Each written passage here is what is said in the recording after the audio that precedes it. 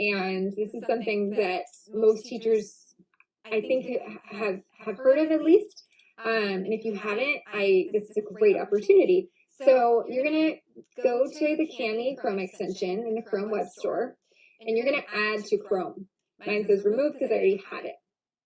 Once you press add to Chrome, and note you need to be in Chrome browser to do this, and I would always recommend working in Chrome in general, then you'll have this little Cami here.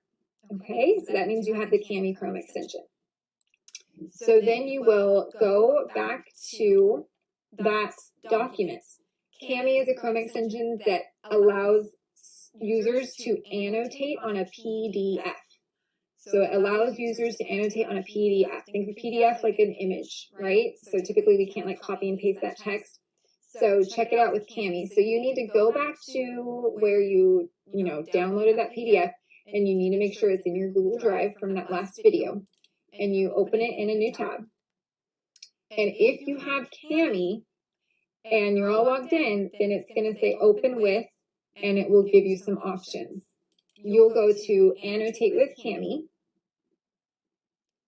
And here we go. Cami right now, as of June 2020, has a free teacher trial, but which inserting images and a signature typically aren't part of the free one.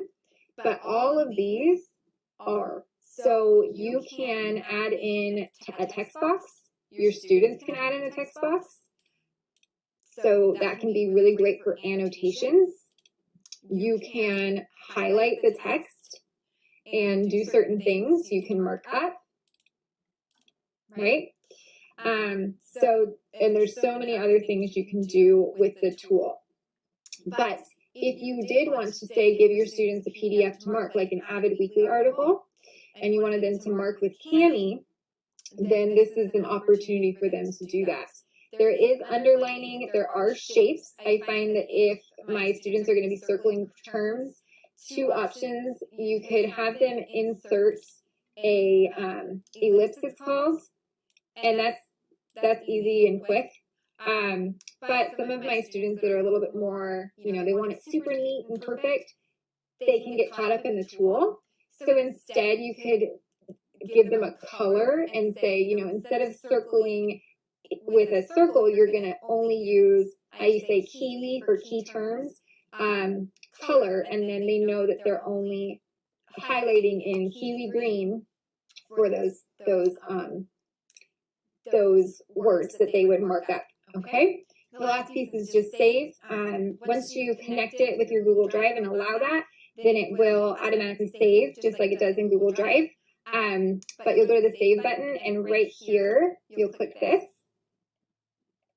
and it's authorized with Google, and so you're connecting your account and you're allowing. So this is the first time you're using the tool, and now it's all connected. And if you refresh,